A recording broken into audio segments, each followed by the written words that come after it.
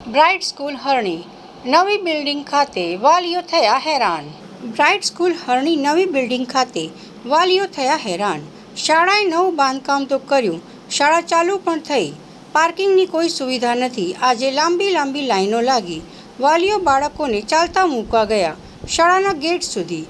Video મોકલનાર વાલીએ જણાવ્યું કે એટલો ટ્રાફિક જામ થયો છે કે બાળકોને ચાલતા મૂકવા જવું પડે છે. મેનેજમેન્ટ શું ધ્યાન આપે છે? વિચારવા જેવી વાત એ છે કે વિશ્વામિત્રીના કિનારે શાળા બાંધવાની પરમિશન આપી કોને?